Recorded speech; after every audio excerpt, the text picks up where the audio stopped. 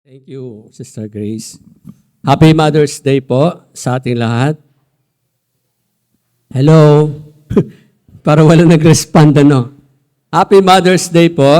Naka-plus naman yan sa ating kanina, no? Yung Happy Mother's. Balik natin doon sa slides, Jet, ng Happy Mother's Day.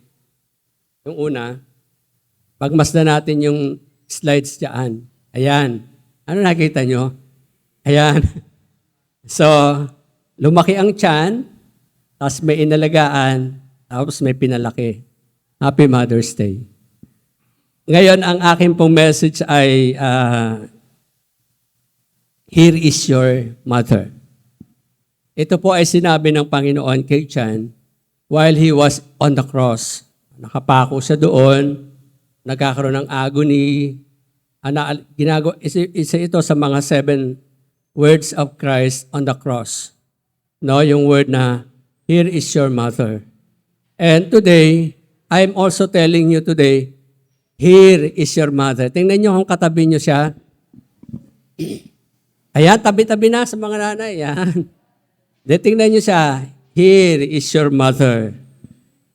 So, ano kaya ang naramdaman ni John nung sabihin ng Panginoon sa kanya ang mga katagang ito?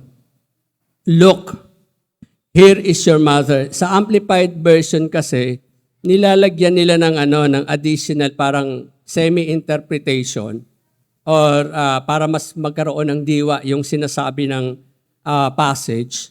Sabi doon ay protect and provide for her. From that hour, the disciple took her into his own home.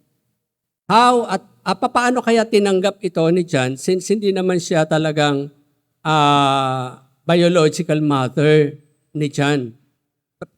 Hindi ko malam kung si John ba ay kapatid ni Jesus, pero bakit ang response niya positive? That hour, the disciple took her into his own home. Ngayon po, pag-usapan natin ang nanay.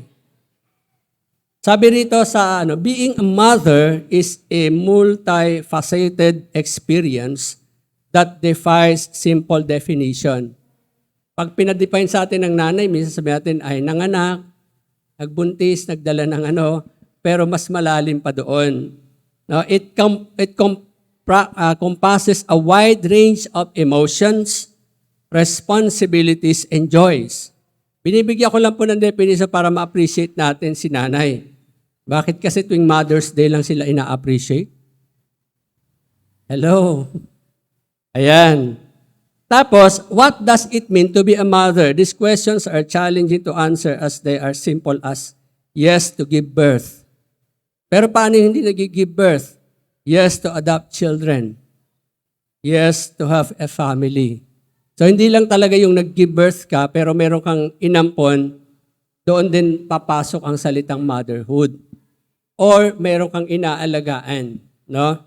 Meron ka. Kasi, pag-uusapan natin, ano nga ba, what was those comprises of being a mother?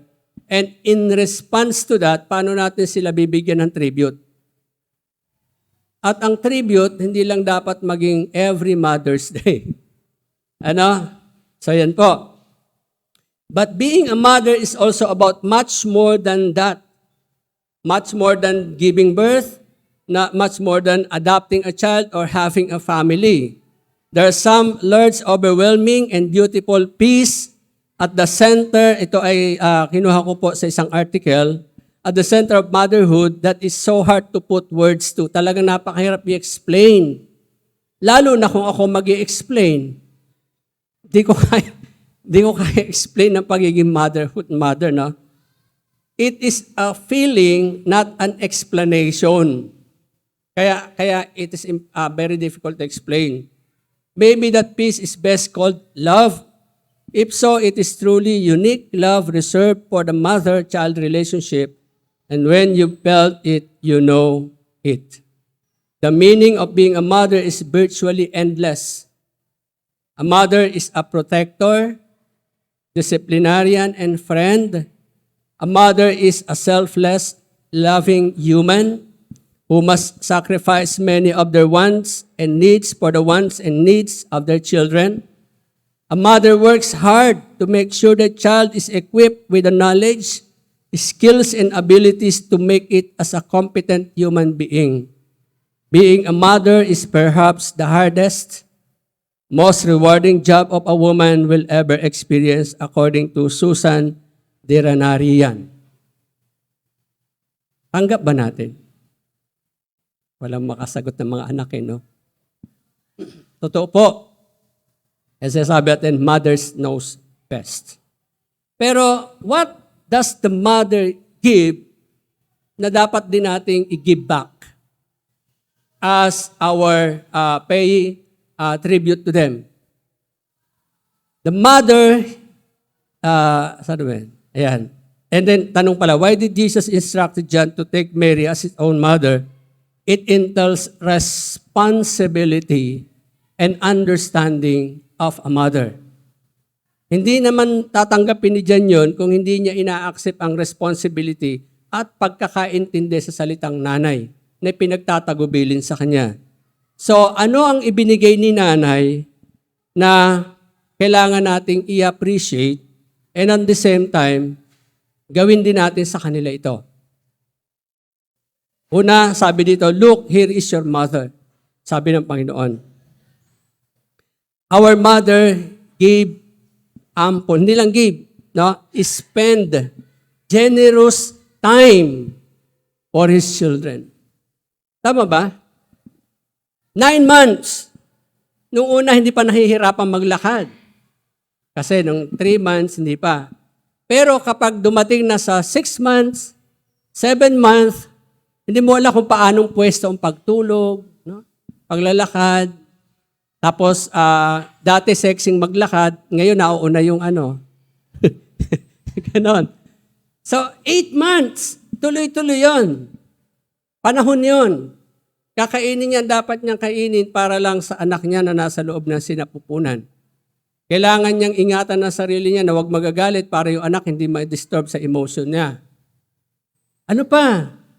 Tapos pag nanganak na, andyan na, nagkakapuyat-puyat na, di ba? Babantayan ng bata na kung pwede lang, huwag madapuan ng langaw o kagatin ng lamok. No? Ganun. And then pag lumalakad na, susubaybayan. Pag nasa school na, nag-aalala, ano kaya nangyari sa anak? Tapos, pag nag-teenager na, nag-aantay ng text.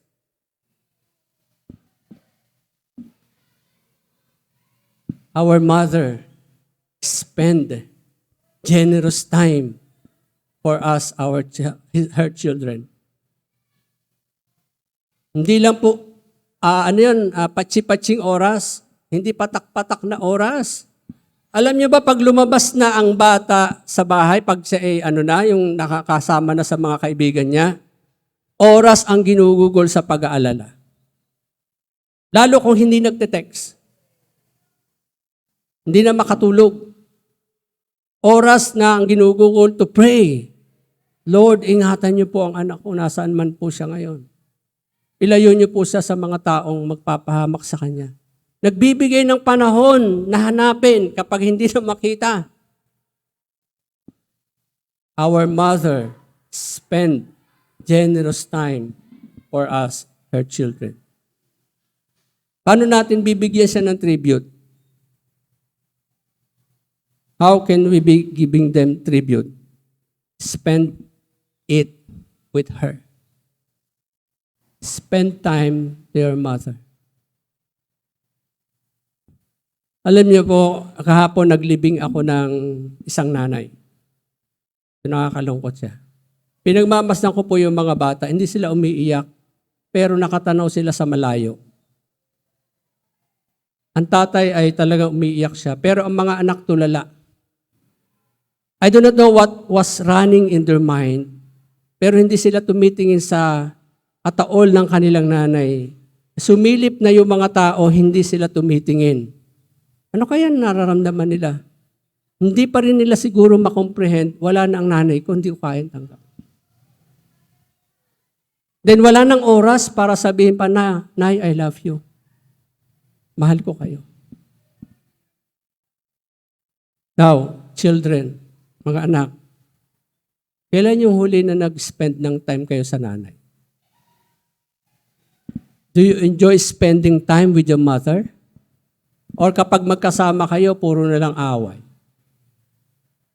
Puro sisihan, puro sumbatan. Nakakaano lang kasi, ang oras po hindi natin kaya ibalik. Pag yan lumampas, wala na tayo magagawa para i-retrieve. Pinost ko nga, sino nakaano nung post na kanta? Ang galing ng kanta nung bata, kumakanta siya ng My Mother, kulay red ang suot niya. Sabi ko, nilagay ko doon sa caption niya, sana. Sana ang mga salitang ito ay hindi bibig kasi ng isang anak kapag wala na ang kanyang nanay. Yung sasabihin, sana nung malakas pa si nanay, sinasamahan ko siya. Sana nung buhay pa siya, nagbibigay ako ng oras sa kanya. Sana hindi ko siya nilalagpas-lagpasan pag pumapasok ako sa bahay, na pagdating ko doon, nahawakan ko kanyang kamay, ibe-bless, Nay. Magandang araw po. Alam niyo, uuwi tayong luhaan at magiging salita na lang natin sana. Pag hindi tayo nag-spend ng time sa nanay natin. This is how we pay tribute to them. This is how we pay tribute to our mother. Spend time with her. Dahil hindi na natin mariretrieve ang oras kahit magsisik at maglupasay ka pag siya ay wala na. Umiyak ka man, wala na magagawang yung pagluha. Kausapin mo man siya, hindi na siya makikinig o hindi na siya sasagot sa iyo. So mga anak, don't waste time or other things. Spend time with your mother. Bigyan niyo sila ng panahon. Kung malayo, i-text niyo, kausapin, kamusta ka na dyan, ma? Kailan yung huling beses na kinamusta niyo si nanay? No? Kailan yung huling beses na i-donate nyo siya? Kahit na siya ang maglibre. Kahit na si nanay ang maglibre. Basta nag-spend kayo ng time together. Darating yung oras na sasabihin na lang sana. Sana nasabi ko yung dapat ko sabihin. Now, another T that our mother gave to us is talk. Gusto ni nanay, kinakausap natin siya. Alam nyo, ang baby, paglabas niyan, pag dumating na yan ng ilang buwan, ang unang-unang gustong marinig ng nanay na salita, mama. Naantay niya yon. Mama. Napanood ko doon sa Facebook, mama ng mama, ang sabi ng bata, dada. Papa. Gagalit siya. Ako kamukha mo. Bakit daddy ang lagi mong binabanggit? Ganon. Pero at the back of his mind and heart, ang saya-saya niya dahil nadidinig niya ang tinig ng kanyang anak. Yung unang halakhak ng baby, ang saya-saya ng pakiramdam. Ako naramdaman ko nung unang tumatawa si Jethro, wow, nakarinig ko yung tawa niya, di lalo na ang nanay. Nung nagsisimula na makipag-usap, tanong ng tanong, nakukulitan na. Bakit ganito? Bakit ganyan? Walang katapusang bakit ang bata. Tiyagan-tiyaga si nanay. Sabi, ang kulit mo naman, ganito yan. Hanggang sa lumaki na kayo, hindi pa rin natigil sa talking. Bisan nakukulili na yung tenga natin, katutok ng ating nanay. Pero pakinggan natin kung ano sinasabi niya. Hindi siya nagsasalita ng walang kabuluhan. May ibig sabihin siya palagi. Talk. Gustong-gusto ng nanay marinig ang boses mo. So discuss it with her. Kung ano yung pinagdadaanan mo, gusto niyang marinig. Kung ano yung struggle mo, gusto niya marinig. Kasi ang puso ng nanay laging nasa iyo bilang anak. Gusto mo may kadamay sa nararamdaman mo, sabi mo kay nanay, iiyak din yan kasama mo.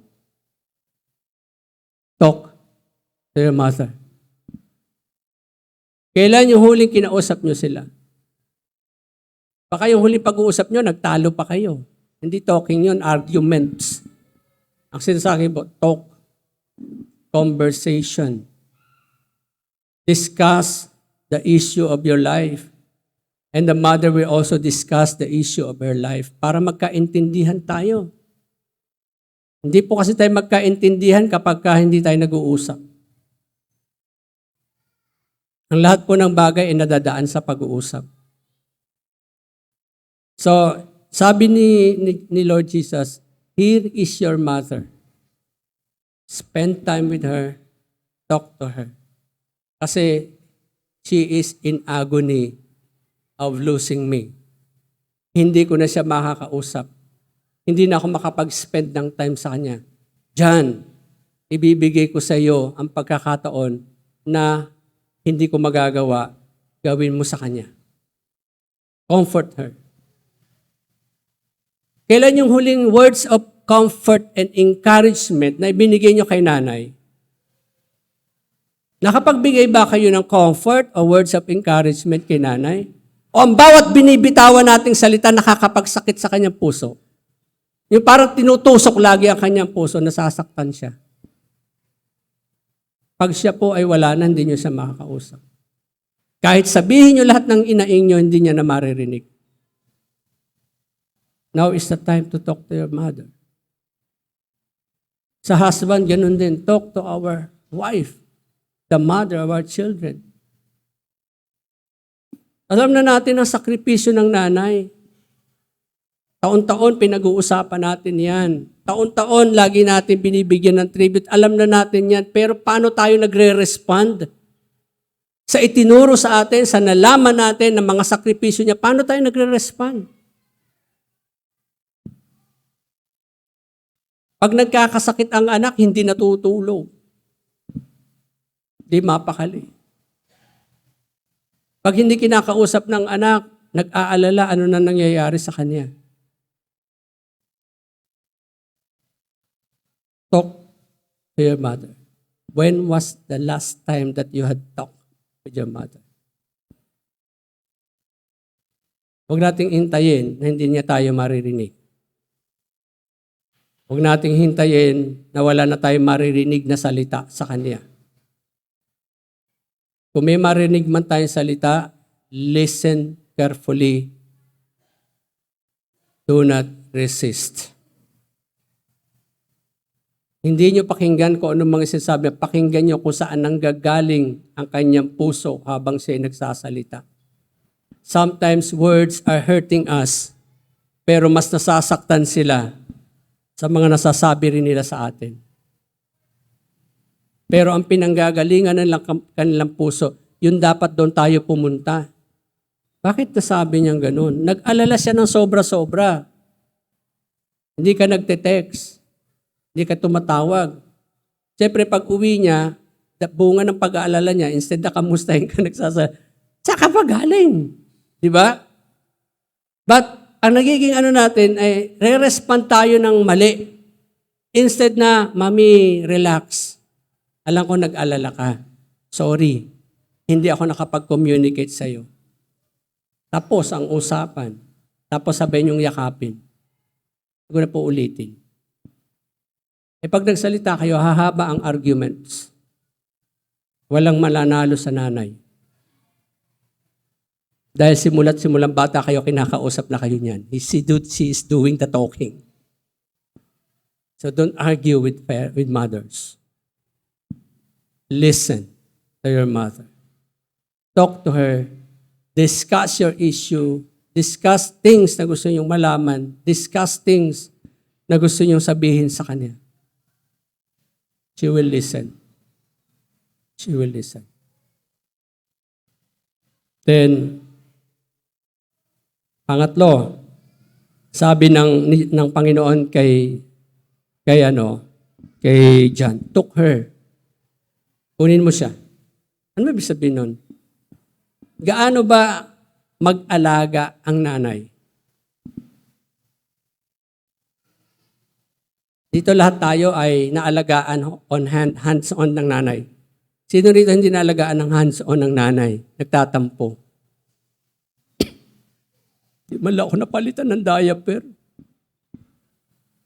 Pero alam niyo ba, pag hindi kayo nakikita, iniisip niya kung sino magpapalit ng diaper. Dahil nagtatrabaho siya para ibigay yung pangangailangan ng anak. Iniisip niya sino nagtitimpla ng milk niya.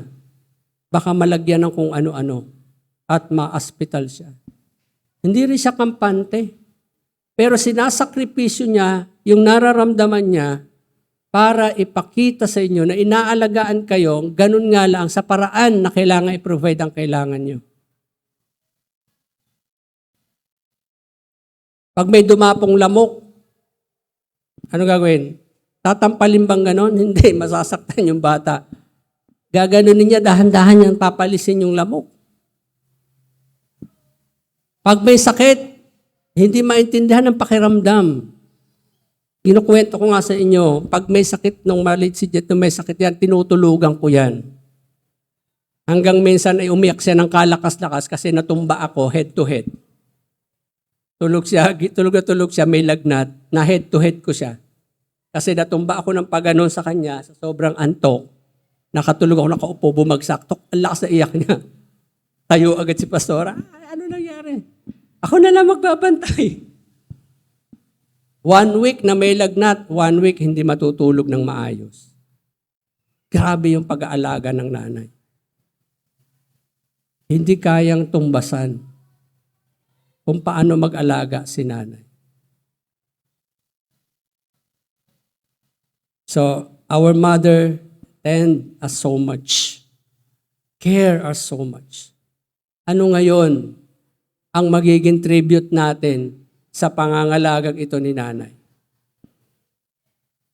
Pag nakikita ba natin siyang may tinatrabaho sa bahay, sasabihin ba natin, Nay, ako na po. Hindi, ilalagpas-lagpasan lang. Tapos iiwanan pa yung mga kung ano-ano doon sa ano. Likom ng likom ang nanay, ang anak kalat ng kalat. Hindi nyo ba alam na papagod din sila? Pero ginagawa niya yun kasi mahal tayo ng natin. Gusto niya ipakita sa atin yung pag-aalaga niya. Pero in response to that, paano tayo gaganti sa pangangalagang ito? We just bypass her.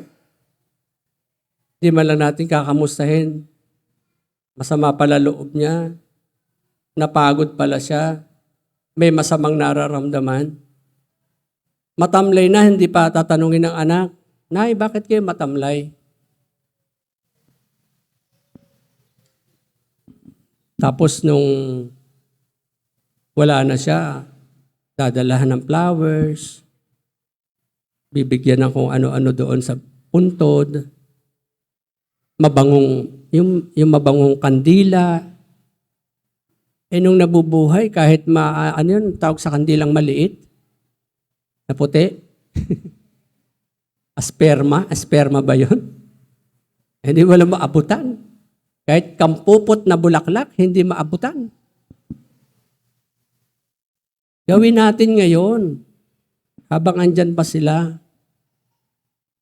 Iparamdam natin na we care for them while they are here with us. Habang narito po sila, ulitin ko, kahapon naglibing ako. Hindi ko alam yung pangyayari, pero alam nyo, tulala ang bata. Nakatingin sa malayo, magkapatid sila. Hindi tumitingin sa puntod, o hindi tumitingin sa ataol ng nanay, hindi sumisilip, hindi mag-sink in sa mind nila, wala na akong nanay. Wala na akong kakausapin. Wala nang lalapit sa akin para umupo, kausapin ako, turuan ako sa mga lessons ko. Nag-sink in sa mind nila na hindi ako makapaniwala na wala na akong nanay. Wala na mangangalaga sa akin. Gusto niyo mangyaring ganon? mga anak, na nakatulala tayo. Kasi habang buhay sila, hindi natin binibigyan ng panahon. Hindi natin kinakausap. Hindi natin inaalagaan. Pagod na sila, papagurin parati sa sama ng loob. Pagod na sa pagtatrabaho na sana naman pagdating, massage natin ng kaunti. Massage kita, alam ko pagod ka. O kaya timplahan natin ng kape. O alam natin mahilig siya sa kape. O kaya gatas. Chill, mama. Sit down. I'll take everything. Ay, napakasarap sa pakiramdam yun. Tanggal ang pagod sa buong maghapon. Hindi, nagchichill siya sa sobrang galit.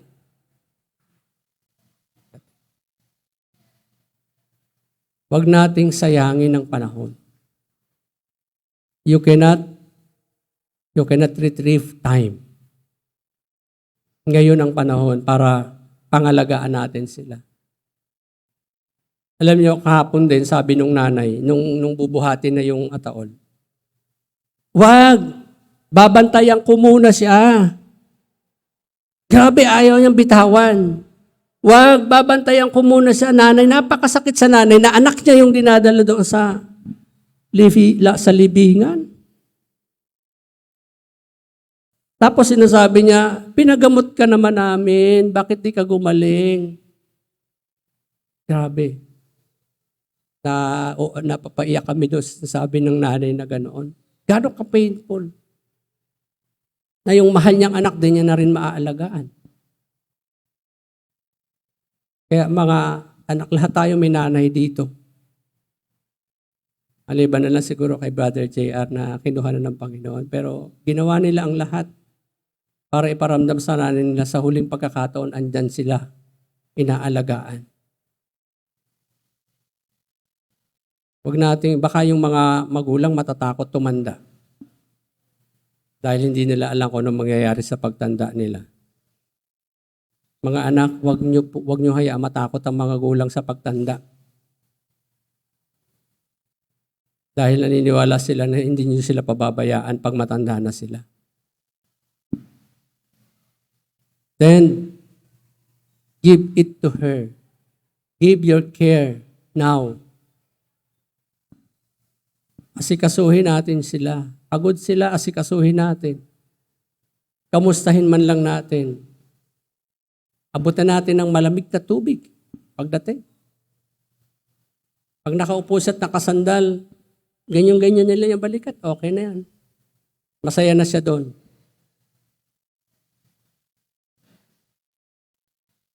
Are you willing to take care of your mother? Walang nasagot eh. Ulit, are you willing to take care of your mother? Parang labas sa ilong, yes. Walang willingness in the heart. Ngayon gawin natin yon. Hindi lang yearly pag Mother's Day. Let us pay tribute to our mothers daily basis. Every day. Kasi wala tayo sa mundo kung hindi siya nagbigay ng oras, kung hindi niya tayo kinakausap para igabay, kung hindi niya tayo inalaga. Hindi tayo lalaki ng ganyan. Kapag pinabayaan ka ng anak mo, makakalaki ka ba ng ganyan? Na nanay, lalaki ka ba ng ganyan? Hindi. Kaya, let's take care of our mother. Pangalagaan natin sila. Then, John take her to his home. Ano ang ibig sabihin nito? Naniniwala ba kayo sa instinct ng nanay? Sino rito naniniwala sa instinct ng nanay? Yung pakiramdam, yung talas ng pakiramdam. Pinagtitiwalaan nyo ba yun? So you have to trust the instinct of our mother. Bakit? Bakit kaya napakatalas ng instinct nila? Kasi ganyan ka palang kalaki, nasa loob ka na ng tiyan niya.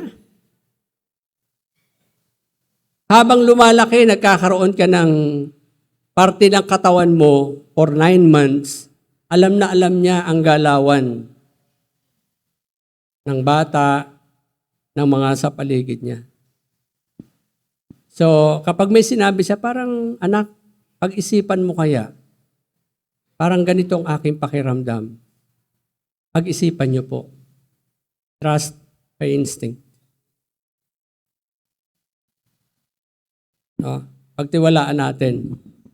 Pakinggan natin. At alam niyo po ba na napaka-importante din kasi minsan sa sobrang caring ng mother, gusto niya siya lahat yung di ba? At parang hindi niya maibigay yung tiwala sa anak niya.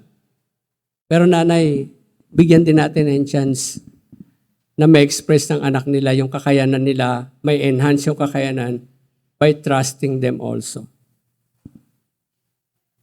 So, pero hindi ibig sabihin na kapag nagkamali sila, itataboy na natin. Walang nanay na magtataboy ng kanyang anak kapag nagkamali. Nasasaktan sila.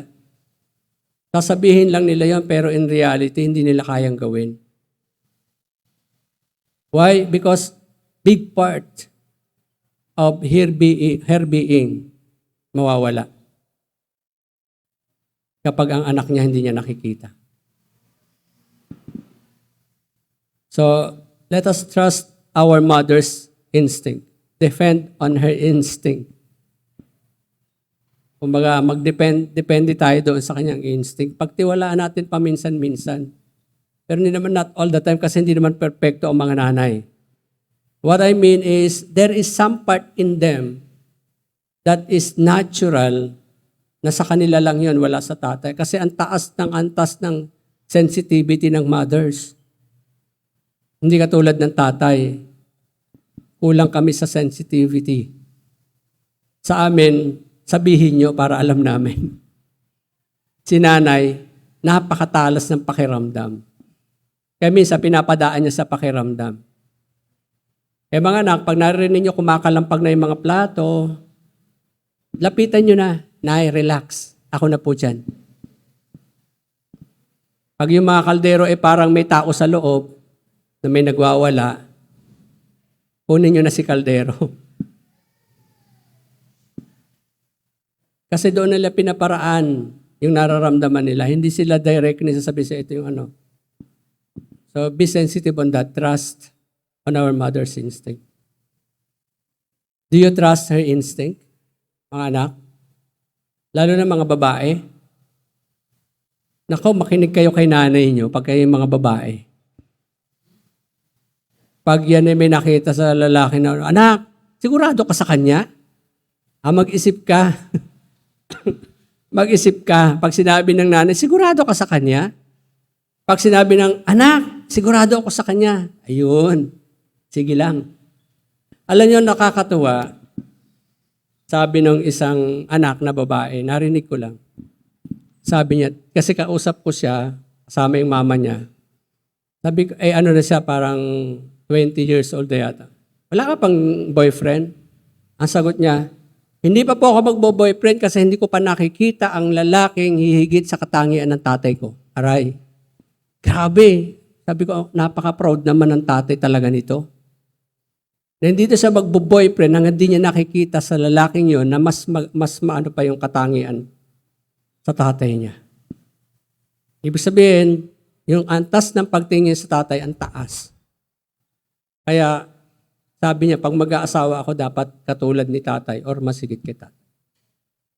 Tapos sabi niya, at kung ako'y magiging nanay, kasing tapang ni nanay.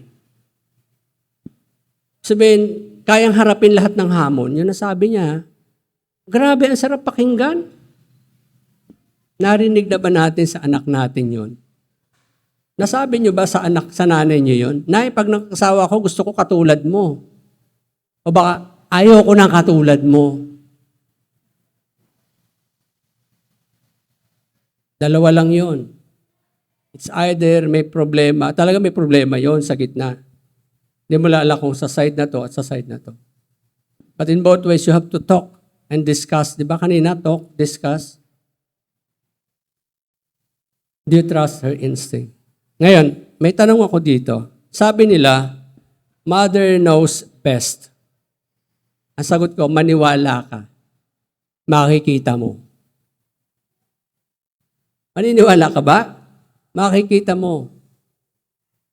Talagang ang nanay, marami siyang, ang nais niya talaga para sa ikabubuti ng kanyang anak at pamilya. So, ang implications, titingnan natin, Jesus looked after his mother. Nung paalis na siya, ipinagtagubilin niya. Do you? Do you look after your mother? Handa ka ba magbigay ng oras sa kanya? I-date siya paminsan-minsan kahit, ma, ilibre mo ako, date tayo. Pag may trabaho na ako, bawi ako. Kailan niya nasabi yun? Sabihin natin ngayon yun. Kausapin. Spend time discussing and talking to mother. Because mothers knows best. Then, care for them. Ngayon na yung panahon habang malakas pa. Kasi pag matanda na, hindi na makakilos, nagsasawa tayo. Papalitan mo ng diaper, naiinis ka. Habang malakas, alagaan na natin sila. At pagtiwalaan natin ang mga advice and counseling ng ating mama. Si Jesus Christ, nung paalis siya, alam niya yung magiging struggle ng mama niya. Jesus looked after his mother, kaya pinagtagubili niya kay John. The question is, do you look after your mother? Kayo na makakasagot niyan. Tayo na makakasagot. Kaya muli, sa mga nanay, Happy Mother's Day. Walang response na. Sa mga anak, pay tribute to our mothers. Amen? Let us pay tribute to them. Tayo manalangin. Panginoon, salamat po sa message na amin pong tinunghayan. Alam namin, Panginoon, you have did this one time nung kayo po ay nando sa krus ng Kalbaryo. Iniisip niyo po ang magiging kapakanan ng inyong nanay na si Maria. Kaya ipinagtagubili niyo po ito kay Juan. And nagpapasalamat kami despite that John is not the biological mother. In-embrace niya ang pagtatagubilin. Kinuha niya si Maria, dinala sa bahay. Binigyan ng oras para makausap. Binigyan ng panahon para alagaan. Ipakita at ipadama ang pangangalaga. At nagtitiwala doon sa kung ano ang kanyang ibinibigay ng mga advice. Lord, kami na mga biological son and daughters, ng aming mga mothers, I pray that we also took our mother, give time to them, spend time to them. Ibigay namin, Panginoon, yung gusto naming talakayin. Allow us, Lord, to have time to discuss things in the family, a future family. And Lord, bigyan niyo po kami ng pagkakataong mapangalagaan. Bagaman kami, katulad ko po, wala na si nanay. May asawa pa po ako, Panginoon, para pangalagaan siya. Turuan niyo po kami mapangalagaan namin ang mga mahal namin sa buhay. Ang aming asawa, ang ina ng aming mga anak, ang mga nanay. At gayon din, Panginoon, magtiwala kung ano po yung kanila pong maaaring ibigay na suggestion ay aming pakinggan. Lord, lahat ng ito pinagtatagubilin po namin sa inyo. Mangyari po ito mula sa araw na to hanggang sa pagtanda ng iyong mga anak. Salamat po, Diyos. Purihin po ang Jesus' name. Amen. Amen.